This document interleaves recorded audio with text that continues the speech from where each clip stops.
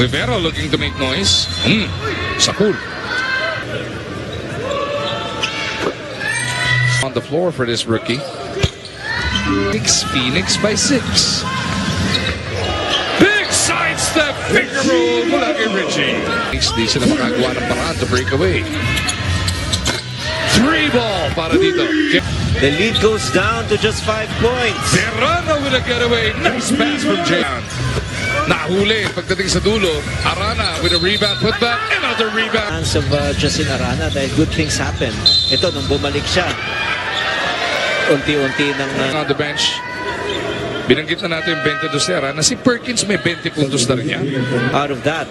And one play once again, he completes it. Now he Trying to power his way through. Play broken up. Picked up by Richie. Here comes Phoenix. Richie shifting direction.